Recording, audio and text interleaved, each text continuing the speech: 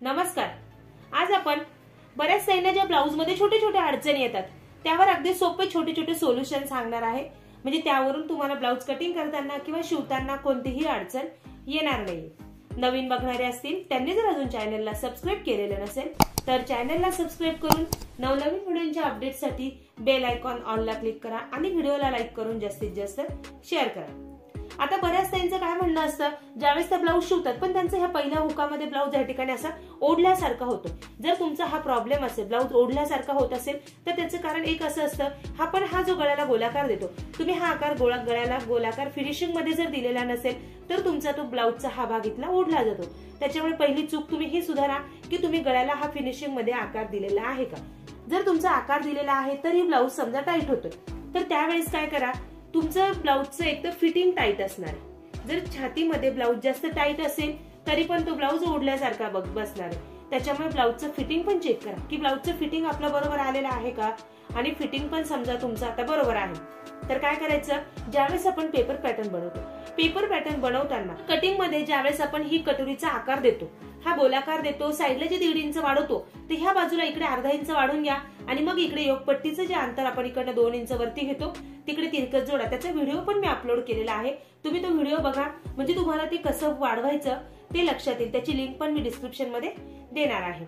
तसंच पुढची अडचण बऱ्याच त्यांची अशी होते की त्यांचं म्हणणं असतं हे तयार शोल्डर कमी होतं. जर तुमचं तयार शोल्डर कमी होत असेल, हे शोल्डर जर तुम्हाला मोठं हवं असेल, जे आपण गळाखोलीचं अंतर ब्लाऊजचं कटिंग करताना टाकतो ते गळाखोलीचं अंतर कमी करा. तुमचं तयार शोल्डर पाहिजे तेवढं तुम्ही मोठं करू शकता. पुढची अडचण अशी होते, बऱ्याच ताई ही योगपट्टी शिवतात पण ही योगपट्टी शिवल्यानंतर त्यांचा हा जो आकार आहे इथला छातीवर येतो. कप साईज जर मोठी असेल तर हा आकार छातीवर चढतो. तर तो छातीवर चढू नये त्यासाठी काय करायचं, ज्यावेळेस आपण हे योगपट्टीचं कटिंग करतो तर कटोरीच्या भागामध्ये ह्या ठिकाणी तुम्ही असा गोलाकार कापा म्हणजे तुमची योगपट्टी बरोबर छातीच्या खाली राहणार आहे, ती छातीवर चढणार नाहीये. आणि आपण हा जो कटोरीचा टक्स घेतो हा टक्स ब्लाऊजच्या उंचीनुसार घेतला गेला पाहिजे. जर तुमच्या ब्लाऊजची उंची 12 इंच असेल, 13 इंच असेल, 13.5 असेल, 14 असेल तर हा टक्स आहे ना फक्त 2.5 इंचाचा घ्या. 15 इंच आणि ब्लाऊजची उंची 15 इंचापेक्षा जर जास्त गेली तर ह्या टक्सची उंची 3 इंच घ्या. तुम्ही जर टक्सची उंची प्रॉपर घेतली नाही तर तुमचं जे हे शोल्डर आहे पुढच्या बाजूला येतं, म्हणजे प्रॉपर वरती खांद्यावर न राहता ही जी शोल्डरची आपली शिलाई आहे ती थोडी खाली उतरते, तर ह्या टक्समुळे होते. त्याच्यामुळे हा जो टक्सचं शिवण आहे ते ब्लाऊजच्या उंचीनुसार प्रॉपर करा. ब्लाऊजची उंची कमी असेल तर 2.5 इंचाचं घ्या, ब्लाऊजची उंची मीडियम असेल तर 2.5 इंचाचा घ्या आणि 15 इंचापेक्षा जर ब्लाऊजची उंची जास्त असेल तर हा टक्स 3 इंचाचा शिवला पाहिजे. म्हणजे ह्या टक्स वरून सुद्धा आपलं शोल्डर खालच्या बाजूला उतरणं ही एक अडचण येते. आणि बऱ्याच त्यांचं काय होतं, शोल्डर ब्लाऊज सगळा प्रॉपर शिवलेला असतो पण हे शोल्डरच्या ठिकाणी असा खांदा गळतो, त्यांचा खांद्यावरून ब्लाऊज उतरतं. तर त्यावेळेस तुम्ही काय करा, जर रेग्युलर सगळं शिवून जरी ब्लाऊजचा खांदा उतरत असेल तर काय करा, शोल्डरला शिलाई मारताना ही जी सरळ आपण शिलाई मारतो इकडच्या गळ्याकडनं तुम्ही तिरकस शिलाई अशी मारा आतमध्ये, मुंढ्याकडे जाऊ द्या. गळ्याकडनं तिरकस शिलाई मुंढ्याकडे टाका म्हणजे ज्या बाजूचं शोल्डर उतरतं त्या बाजूचं शोल्डर तुमचं उतरणार नाही. आणि गळ्याला ज्यावेळेस आपण पायपिंग करतो, पायपिंग करताना थोडीशी ती खेचूनच लावायची. पायपिंग खेचून लावल्यामुळे आपले शोल्डर टाईट बसतं, ब्लाऊजचा गळा टाईट बसतो. जर तुम्ही ही पायपिंग सैल ठेवली तर कधी कधी गळा असा उचकतो. हा गळा उचकण्याचं कारण हेच असतं की पायपिंग आपण खेचून लावलेली नसते.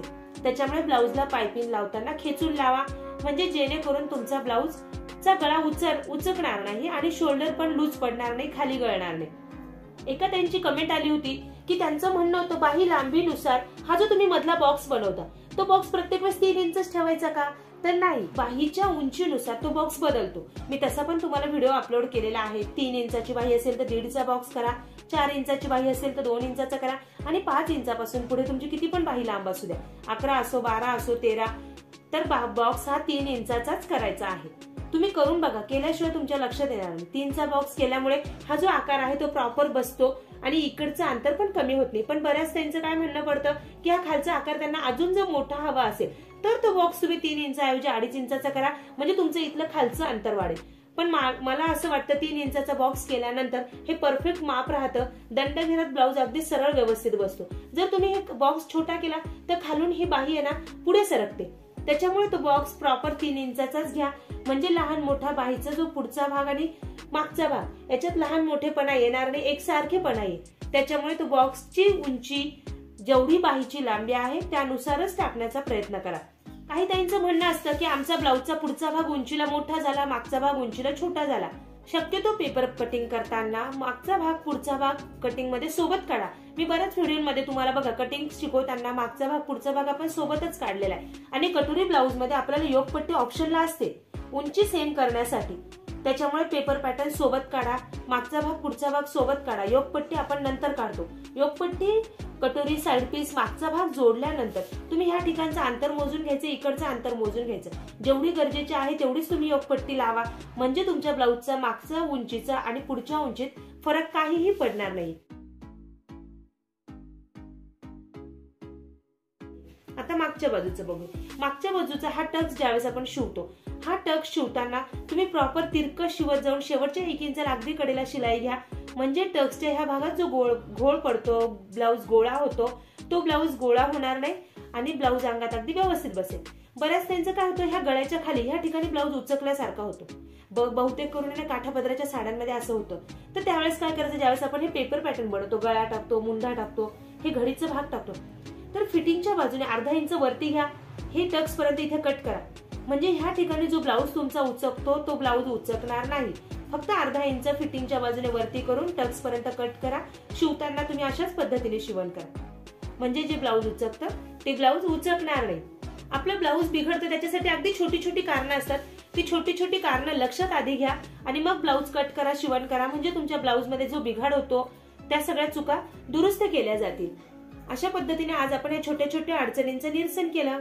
आणि याही व्यतिरिक्त तुमच्या अजून ब्लाऊजच्या संदर्भात काही अडचणी असतील तर तुम्ही मला त्या कमेंटमध्ये विचारा. पुढच्या व्हिडिओमध्ये तुमच्या ज्या काही अडचणी असतील, आता कमेंटमध्ये ज्या ज्या ताईंच्या अडचणी होत्या त्या सगळ्या अडचणी धरून मी आजचा हा व्हिडिओ बनवलेला आहे. तुमच्या अडचणी प्रत्येकी कमेंटमध्ये टाकत चला मला, म्हणजे त्यानुसार पुढचा व्हिडिओ मी नक्की बनवण्याचा प्रयत्न करेन. तसंच येत्या रविवारी मी लाईव्ह येणार आहे संध्याकाळी 7 वाजता. त्यातही तुमच्या काय ज्या अडचणी आहेत तुम्ही त्या मला समोरासमोर विचारू शकता. धन्यवाद.